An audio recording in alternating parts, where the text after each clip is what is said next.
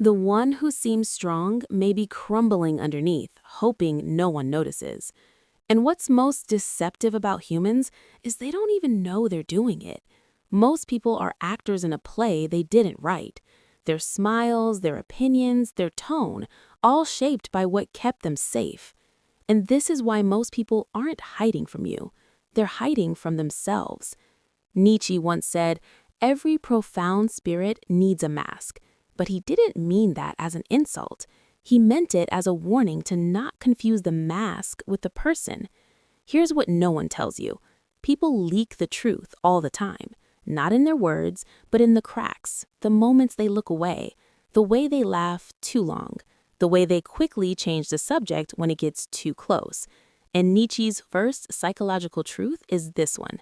Everyone wears a mask to survive, not because they're fake, but because they're scared. To survive society, people create a version of themselves they hope will be accepted. But masks aren't perfect. They slip, and the first sign of truth is tension. Watch for what makes someone uncomfortable. That's where the real person begins. 2. What someone hates in others reveals what they're hiding in themselves. This is one of Nietzsche's sharpest insights: projection. When someone constantly mocks arrogance, they're often insecure about their own self-worth. When someone can't stop pointing out dishonesty in others, they're usually hiding a truth they haven't faced. We hate in others what we're afraid to admit in ourselves. So when you want to read someone, don't just look at what they admire. Look at what they criticize and why. 3. Silence reveals more than words. Nietzsche didn't believe truth came from talking. In fact, he saw language as a tool of the herd, often used to avoid confronting reality. When someone pauses before answering, when they dodge certain topics, when they give short, rehearsed replies to deep questions, that silence is louder than speech. A person avoiding vulnerability is revealing everything about what they fear. 4. Excessive virtue is often disguised vanity. Be wary of the person who loudly proclaims their purity, the one always correcting others, always preaching. Nietzsche called this the will to power in disguise.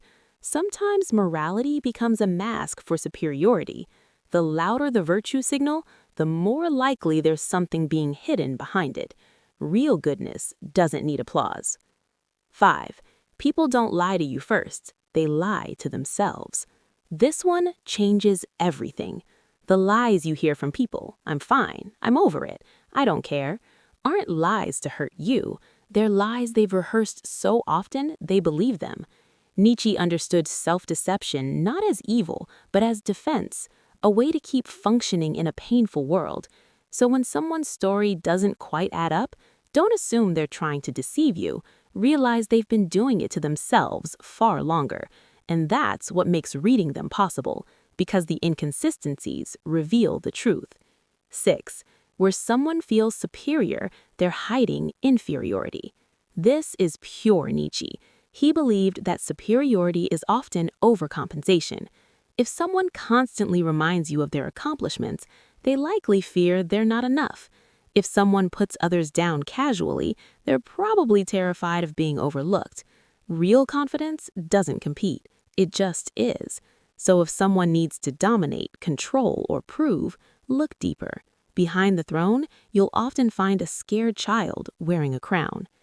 Reading people isn't about judging them. It's about understanding their core.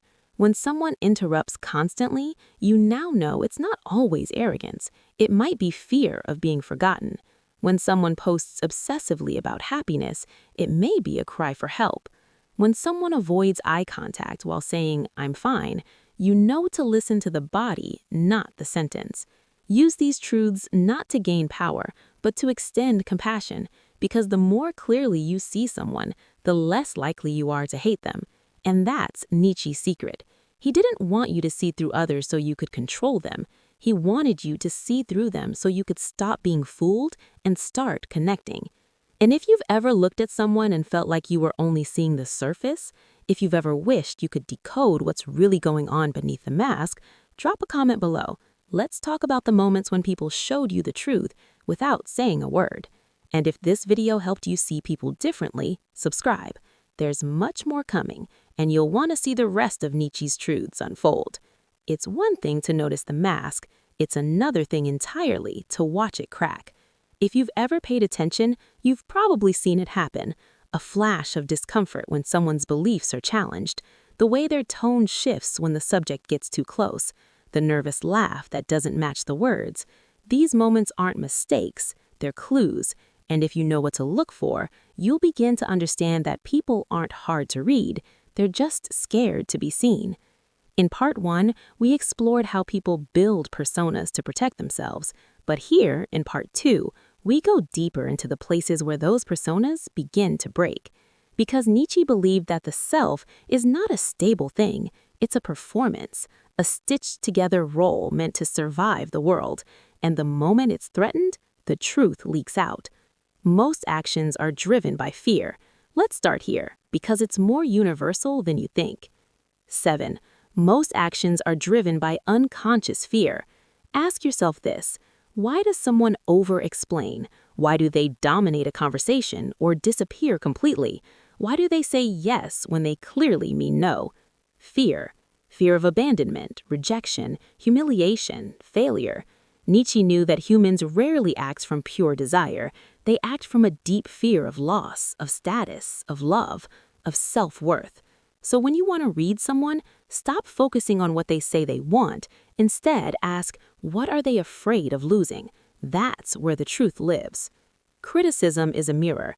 Next time someone constantly criticizes others, listen closely. 8. When someone criticizes too much, it's projection. The man who mocks emotional people might be terrified of his own feelings. The woman who belittles others for their appearance might be locked in a secret war with her reflection. Nietzsche said that judgment is almost never about the other, it's about the self. So when you hear repeated criticisms, don't be distracted by the target. Instead, trace the line back to the speaker. What part of them are they trying to disown? Projection isn't just a defense mechanism, it's a confession. If you listen right, it tells you exactly where someone's pain lives. Confidence is often guilt in costume. There's a kind of person you've probably met, the one who seems overly sure of themselves, always in control, always composed. But watch long enough and you'll see the tension in their jaw, the way they over-prepare, the defensiveness under pressure. 9. Guilt hides behind false confidence. Nietzsche observed this phenomenon in leaders, teachers, preachers, those who perform certainty because they're scared of being seen. When someone is chronically confident, look for the guilt they're trying to bury. Maybe it's something they regret. Maybe it's a version of themselves they're trying to prove wrong. Real peace doesn't perform. So when someone seems too confident, don't be intimidated. Be curious. Exaggeration reveals the hidden truth. This one is subtle but powerful, and once you see it, you can't unsee it. 10. People betray themselves through exaggeration. Someone who constantly says, "I don't care what anyone thinks," likely cares deeply. Someone who claims, "I'm always happy," likely isn't. Exaggeration is a tell. It's the ego trying to drown out doubt. Nietzsche believed that extremism in any direction is a form of imbalance, not strength. So when someone's statements sound too absolute, don't believe the content, read the insecurity underneath. Exaggeration is volume. The question is, what are they trying to silence? The desire for control masks inner chaos. Control. We seek it everywhere, in our jobs, our relationships, our routines. But some people crave it to the point of obsession, and that's a sign. 11. Those who seek control often fear inner chaos. Nietzsche saw this clearly. When the inner world is disordered, the outer world must be managed obsessively. If someone micromanages every detail, if they can't handle change, if they dominate people to feel powerful, it's not because they're strong, it's because something inside them feels out of control.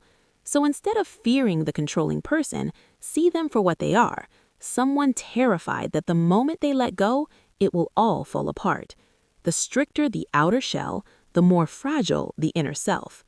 Performance, a school's emptiness in disguise. This is one of Nietzsche's most haunting insights, and it applies more today than ever. 12. The louder the performance, the emptier the core. Look at social media, the endless look at me energy, the perfect poses, the constant updates, the curated identity. Nietzsche didn't see this as strength, he saw it as desperation. When someone is constantly performing, it's because they don't believe they'll be seen or loved without it. So they create noise, color, drama. But the person who truly knows themselves doesn't need to be watched. They're already whole.